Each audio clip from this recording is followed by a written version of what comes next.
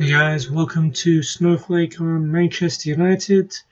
These are the videos where I talk about Manchester United and any recent news and matches and basically trying to summarize everything that's happened recently into one video for you guys.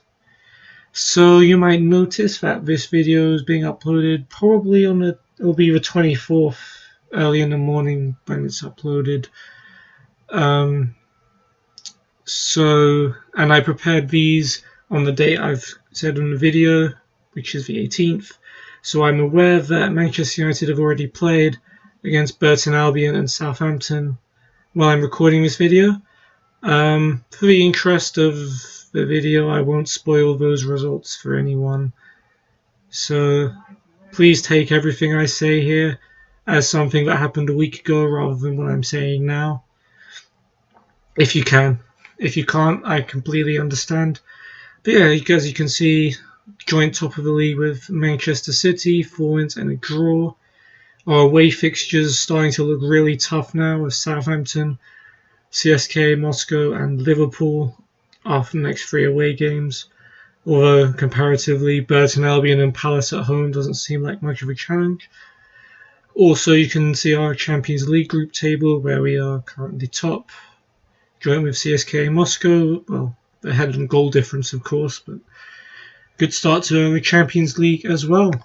So starting with the league, both our winning streak and our, let's say, it's obvious what it is, our clean sheet streak came to an end as we went away to Stoke. Not our best game, but probably unlucky not to win it in the end. And thanks to that man on your screen, Choupo-Moting, it wasn't an easy game. But both goals were a result of pretty poor defending by Manchester United, which Jose Mourinho will have been livid about. The first goal for Choupo-Moting came after Eric Bailly played him onside, well behind the rest of the defence. And then Diouf, an ex-United player, crossed it in for Choupo-Moting to slide home ahead of Bailly, who also lost Choupo-Moting for the goal. Stoke's lead didn't last long though, as Mkhitaryan corner was headed by Pogba towards goal. It bounced off of Rashford's head and went in. Pogba's header may have went in, probably would have, but a goal is a goal. We'll take it. If I'm not mistaken, the first goal either Rashford or Martial scored this season, which wasn't as a substitute. And even that was unintended. Then we took the lead in the second half, where the former Lukaku scored after Mkhitaryan through ball put him through, and he scored the rebound after Butland saved his initial shot. But just like Stoke's lead, it didn't last long, and awful man marking by Phil Jones from Shaqiri's corner, so Choupo-Moting easily able to head it in at the back post after De Gea had just made an incredible save to stop Jesse Rodriguez from equalising himself for Stoke, which was a shame. But we bounced back straight away. Despite having played Champions League midweek, we faced Everton at home. Well, it wasn't an easy game, as the scoreline suggests. A phenomenal goal, really, by Antonio Valencia under 4 minutes after Matic's pass from the left. Absolutely belted a half volley into the top corner past Jordan Pickford. You don't see him score goals often, but a goal like that was worth the wait, in my opinion. But Everton, inspired by ex-United man Wayne Rooney, well, actually, they had 3 ex-United men in there. Michael Keane in centre-back and Morgan Schneiderlin in midfield as well. But Everton played really well, and Rooney himself was in amongst all the action. He was creating a lot of Everton's attacks and really could have scored a couple of goals if it weren't for poor efforts that De Gea was able to easily save from him and Sigurdsson. But eventually Everton got desperate, threw loads of strikers onto the pitch, and we punished them for it. Lukaku unselfishly picking out Mkhitaryan to score his first goal of the season as he slid it past Pickford. And then he got his reward a minute from time. the ex-Everton man against his former club. His initial free kick was poor, but I think Matic hit it back across goal. Lingard got a flick on, and Lukaku was following up in the box to make it 3-0. And you can see a picture of his celebration there, controversially holding his hand up to his ear to the Everton supporters. And obviously not too sad to have left them. And finally, right at the end, Anthony Martial, who was looking good off the bench, made a fantastic run, and a handball from Schneiderlin. Unfortunate for him, as he was sliding in for a tackle, saw us get a penalty, which everyone agreed to let Martial take. And he sent Pickford the wrong way to make it 4-0, to make what was a difficult game look a lot easier than it was. But that's the kind of game we would have been drawing or losing last season, so we are making good progress, and I'm sure we'll improve. We also started our Champions League campaign, playing at home to FC Basel, and it was a pretty routine match. Basel looked a class below us the whole game, where they did try. Marouane Fellaini headed in the first goal. It was Ashley Young's cross, if I remember right. Went 2-0 up afterwards. It was another header. Fellaini headed in from Young. Lukaku headed in from a cross by Daley Blind. And finally, Marcus Rashford came off the bench to make it 3-0 late on, after a great run by Fellaini into the box on an overlap, and he cut the ball back. Rashford probably mishit his shot a bit, but it was enough for it to go in, which is just fine with us. Comfortable victory in the end over Basel, and sent us to the top of the group, so good stuff. Right, stuff to talk about. So, Ander Herrera, player of the year last year, not a guaranteed starter, or barely a starter at all. And there's reasons for that. One is Matic and Pogba have been fantastic so far. Pogba's injured now, but then you've got Marouane Fellaini, who, whenever he's played, he's contributed in the Basel game, goal and assist. In general, he's just been, almost flawless. He's a limited player in a sense, but he does his job, and that's fine with me. And he should have to work his way back into the team. And he'll definitely get his chance while Pogba is injured. Fellaini and Matic won't play every single game, so I would have said I hope he gets a chance against Burton Albion. He did get a chance against Burton Albion and did alright, so fair enough. One bad thing about that is Ander Herrera has always been a player that relies a lot on confidence. So him being on the subs bench probably wouldn't help his confidence at all. But hopefully Jose Mourinho is the kind of manager that can get the best out of him. And also the formation we're playing, the 4-2-3-1, doesn't really fit Herrera. He's probably better in a midfield three. Because right now we've got Matic, who's doing all the defending, and Pogba, who's doing all the attacking pretty much.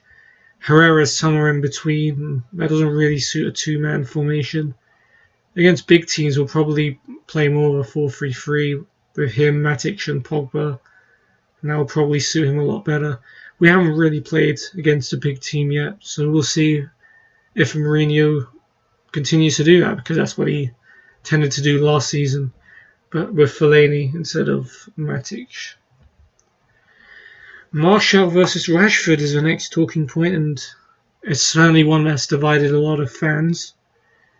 But in my perspective, whichever one you start tends to play pretty poorly. Whichever one comes off the bench seems to prey on the tired legs of the opponents and have a really good game, score a goal, get an assist, and that's actually not bad. One of them tires them out, one of them scores goals. It doesn't really bother me at all as long as we keep winning games. Both of them get along well with Lukaku, so they can link up well. I've already seen glimpses of them, those players linking up, especially Rashford. But yeah, if they want to step up to become first-team players for the long-term future of Manchester United, they're going to have to play well when they start games, as well as when they come off the bench. And they probably need to take a bit more responsibility. Rashford, in that regard, has improved a lot in that, and both of these players are still young and have plenty of time to improve. But they still need to take that step before we start labelling them as world-class or anything near that, to be honest. Then next is the left-back spot, which is another hot topic. You see 4 people there. All 4 of them can realistically stake a claim for being our left-back. There's Burton Albion, who, although a natural right-back, may be the strongest defensive player out of these players. He's not very good on the ball, however, but against teams where you need to do a bit more defending, he may be the best option to do so. Not in my opinion, but there is a claim for that, and this season he's been doing okay, if not spectacular. Daley Blind, yeah, I'd say he's either him or Young, I'd say, deserves it at the moment. Blind's probably the best reader of the game in the team. He can stop a lot of attacks before they happen. He's a good passer, decent crosser, although he can be exploited physically. His lack of speed and strength can be a hindrance depending on who he's playing against. But he's probably the most stable choice in my opinion. Then there's Ashley Young, who recently has been very good, and to be honest, whenever he's played at fullback, whether it was for Van Gaal or Mourinho, he's always impressed me, but he always seems to get an injury just when he's getting into form. I think he can stake a very good claim. His defensive skills can use a bit of work. He's not bad at it, he's not amazing at it, but he gets forward a lot better than the others in this list, bar maybe an informed Luke Shaw. And of course he is getting on a bit, which can be a good thing in terms of Premier League experience. Just something the others don't have. Young has more Premier League experience than the other 3 players here combined, I think. And finally there is Luke Shaw, who has just come back from injury. At his best, you can say, I can confidently say Luke Shaw is our best left back when he's playing at his best. The problem is it's so difficult to get him playing at his best. And since his unfortunate leg break in the match against PSV under Louis van Gaal, he has never looked anywhere near his best. But one can only hope that he improves, and hopefully we get some opportunities to play maybe off the bench if we're 3-0 up, or just get some minutes under his belt for the first team. Then there's a big positive for our team, a new positive, and that is Nemanja Matic. The stats there are a bit misleading in that it says first out of all the Manchester United squad, not the Premier League, although I'm pretty sure those numbers compared to the rest of the Premier League will still be pretty high up. But what I love most about these stats is we've got tackles, interceptions, passes and touches. So many different aspects of the game that Matic is just best at out of everyone in the team. And he looks really comfortable playing for us at the moment. And long may those stats continue. And hopefully, by the end of the season, he'll be first in the Premier League. Oh, that is a mistake. Yeah, that's from last episode. I forgot to delete this slide. Anyway, moving on. Sorry about that. Of course, we played against Burton Albion already. I had originally picked an 11 that I thought would be good to give a try against Burton Albion. I guess this I can spoil because it doesn't spoil the result in any way. I really wasn't too far off, to be honest. Twanzebe, I think, was injured. I wasn't aware of it. So in Twanzebe's place, was it Damian who played right back? Yeah, Damian played right back in Twanzebe's place. And Shaw came off the bench at half time. Actually, it was Blind who started. Other than that, I got that lineup completely spot on, which I'm pretty happy about. Although, unfortunately, I can't prove to you guys that I actually did predict that most of that lineup beforehand, because you're just seeing the video now.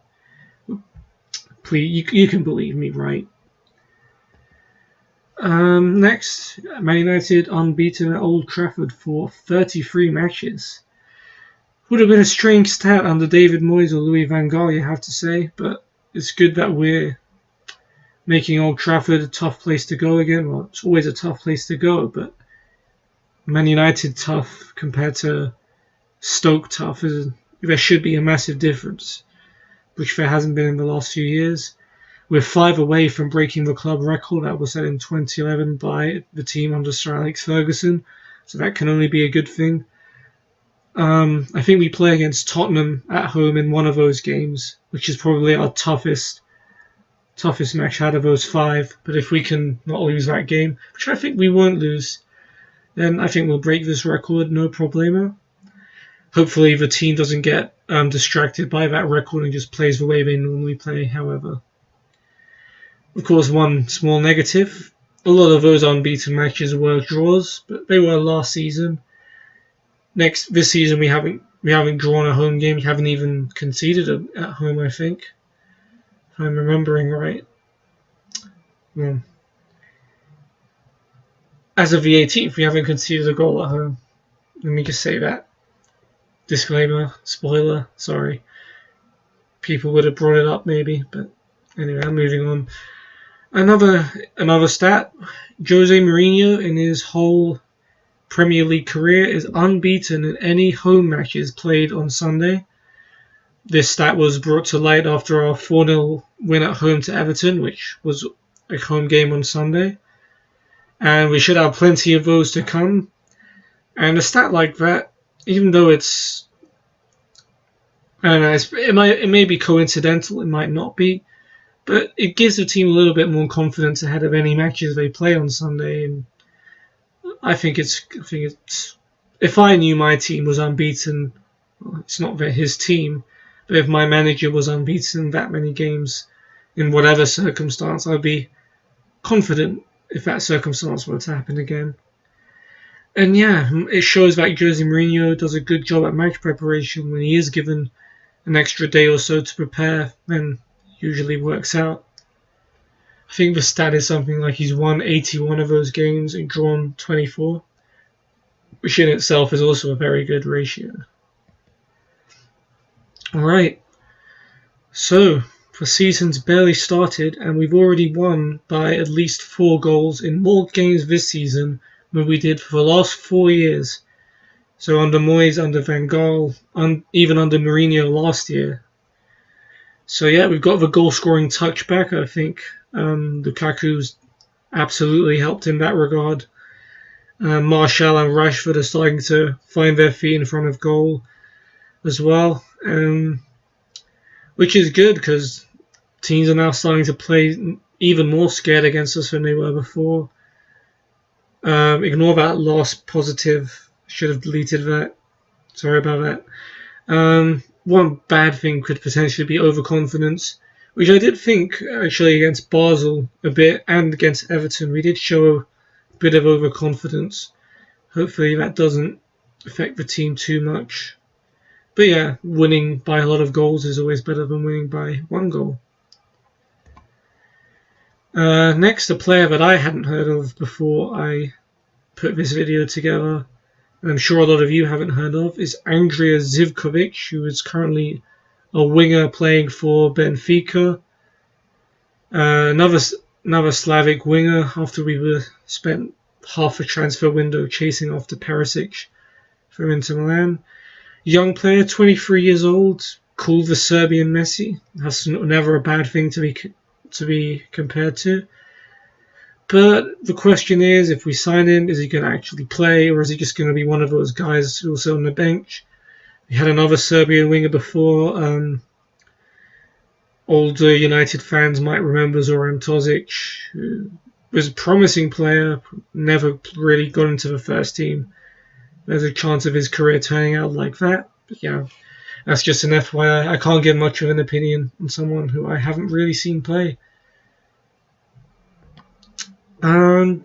as we come to the end of the video, a couple of other interesting tidbits of news, which I'm sure you guys have probably heard about, but I wanted to talk about a bit.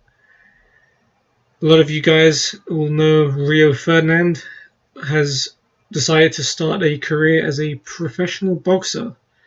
He's not the first athlete to go from one sport to boxing, not even the first footballer to do so, but probably the most high-profile player to do so.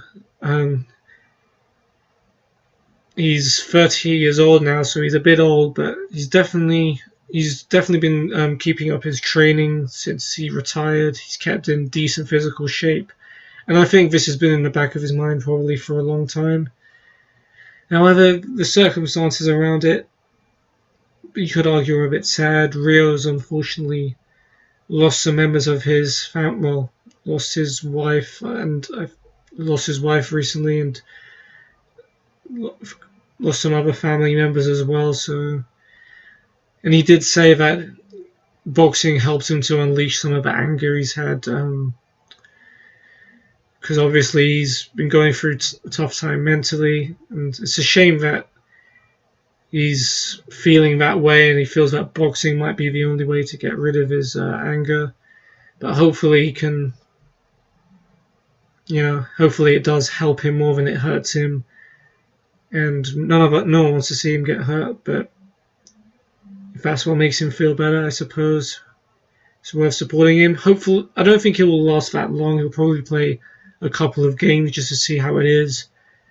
I think Andrew Flintoff, the cricket player, did something similar. Yeah, that's an interesting story. One not so good story. I'm talking about Wayne Rooney and his performance against Man United, but before that, he was actually caught drink driving 3 times over the legal limit. Never an excusable thing to do. Risking lives, big no-no. You should never do it, no matter how confident you think you are. I've heard the story behind this was Rooney was taking a lady home that was not his wife, so taking a cab home probably wouldn't have been the best idea in terms of publicity.